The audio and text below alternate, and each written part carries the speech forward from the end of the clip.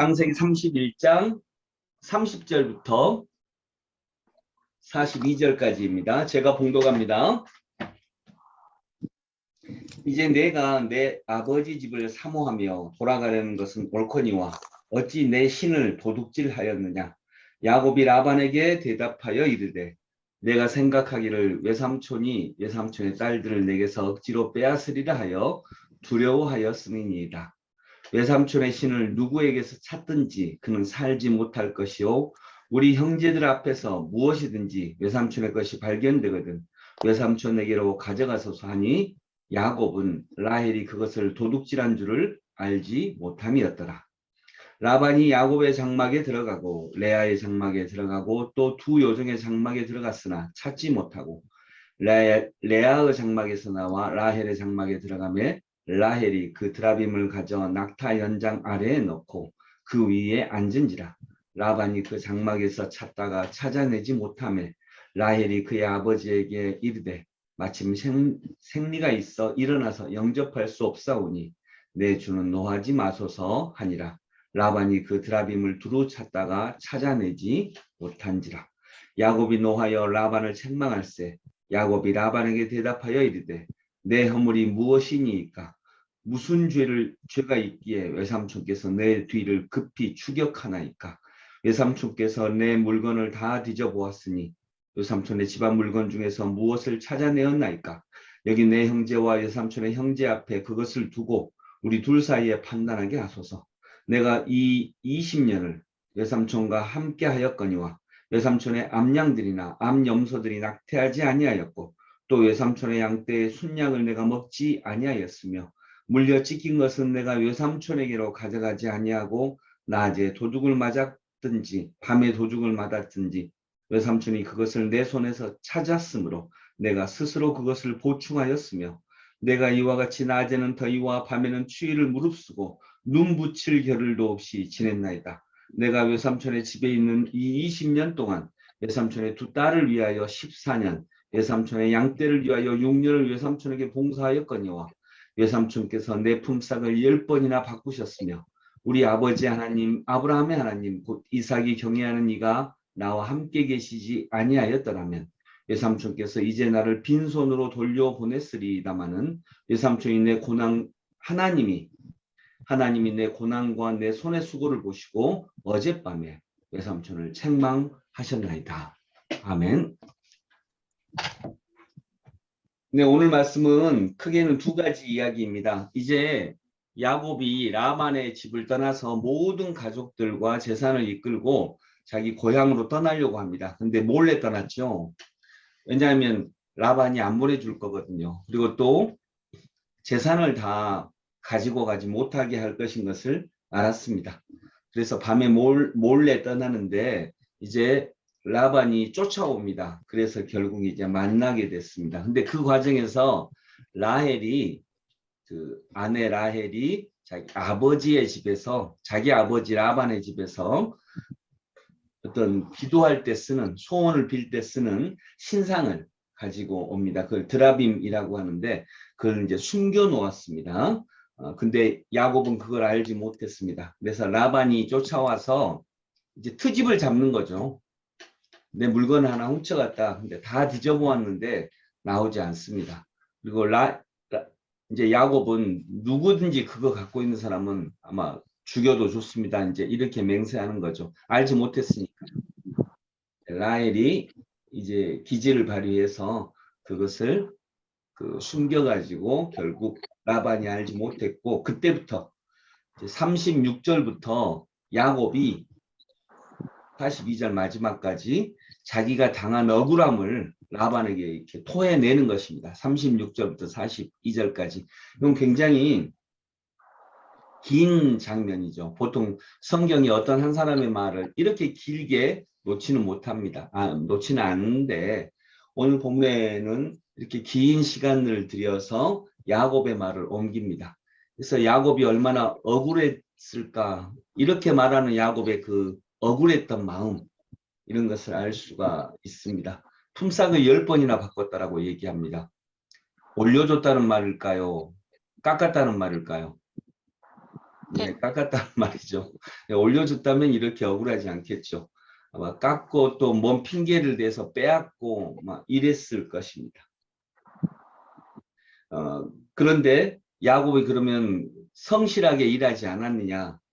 38절에 보면 내가 이 20년을 외삼촌과 함께 하였거니와 외삼촌의 암양들이나 암염소들이 낙태하지 아니하였고 또 외삼촌의 양떼의 순양을 내가 먹지 아니하였으며 또 찢긴 것이나 도둑 맞은 것이 있으면 외삼촌이 어차피 나한테 물어내라고 할 거니까 그냥 내가 말하지 않고 스스로 내 것으로 채워 넣었다 이제 이런 얘기입니다. 그래서 눈 붙일 겨를도 없이 내가 일했다. 몇 년을요? 20년을. 예, 20년을. 이거 보면 야곱이 물론 술수를 쓰고 자기 손해보지 않으려고 이렇게 아버지도 속이고 형 속이고 그런 사람이었지만 기본적으로 굉장히 성실하게 일하는 사람이었다라고 하는 걸 봅니다.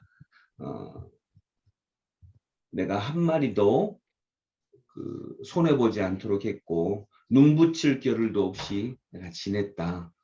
아, 이건 대단한 거죠. 20년 동안 이렇게 일했다. 근데 오늘 이렇게 하고 끝났다면 야곱이 굉장히 억울했을 것입니다. 그런데 오늘 본문에 보니까 여기에는 하나님의 개입하심이 있습니다.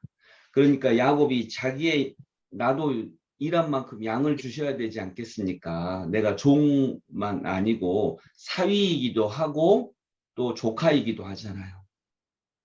그때 야곱이 한 조건이 굉장히 불리한 조건이었습니다.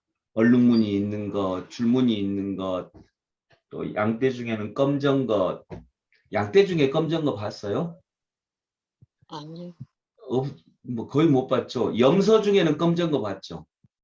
그러니까 양 중에는 검정 양은 야곱 거라 그랬는데 염소 중에는 검정 것은 야곱 거 아닙니다. 양은 검정 것은 그 야곱 건데 염소 중에 검정 염소는 또 아닙니다. 그 앞에 본문에 보면 그래요. 얼룩무늬 있고 점 있는 것 이런 것들 누가 봐도 불리한 조건입니다. 근데 하나님이 개입하십니다. 이렇게 약속을 한 다음에 새끼만 나면 어떻게 생겼어요? 새끼만 낳으면 얼룩무늬 있고 점이 있고 검정색의 양들입니다. 새끼를 낳으면. 그래서 야곱의 재산이 이렇게 불어난 거죠. 근데 약속을 했기 때문에 야반이 어쩔 수 없었고 이것을 약속을 했음에도 불구하고 라반의 아들들은 야곱이 우리 것을 다 빼앗아 간다라고 이렇게 표현했던 것입니다. 그래서 떠나기로 했던 거죠. 여러분 어떤 삶이든지 20년 동안 그러니까 야곱이 잠잠하게 자기의 일을 행했죠. 그 기간 동안 하나님의 뜻에 따라 일한 사람에게는 반드시 하나님의 개입하심이 있는 줄로 믿습니다. 하나님은 반드시 개입하십니다. 그렇게 약속을 한 다음에 도저히 그 이전에는 많지 않았던 그런 양들이 그 다음부터는 굉장히 많아지게 되는 것입니다. 이건 누가 봐도 하나님의 개입하심입니다. 여러분 우리에게도 그런 은혜가 있음을 꼭 믿습니다. 살펴보면 뭐 길게 설명할 수는 없지만 우리가 다 공감하리라 봅니다. 내 인생을 쭉 살펴보면 여러분 하나님의 개입하심이 있지 않았습니까? 또 내 인생만이 아니라 우리 역사, 우리 민족의 역사를 살펴봐도 아 하나님이 이때 정말 적절할 때에 개입해 주셨구나. 인도해 주셨구나. 이끌어 주셨구나라고 고백할 수밖에 없는 일들이 너무나도 많은 것입니다. 말씀을 정리하면서 여러분 야곱은 20년 동안 일을 할 때 거의 마지막에 얼마 빼놓고는 정말 억울한 마음이 많았을 것입니다. 그러나 잠잠하게 일했고요. 하나님의 개입하실 때를 기다렸습니다. 야곱의 입장에서는 이거 내가 지금 외삼촌 좋은 일만 해주고 있는 거 아니냐. 물론 외삼촌에게 좋은 일 해줄 수 있죠. 근데 이게 기간이 너무 기는 거잖아요.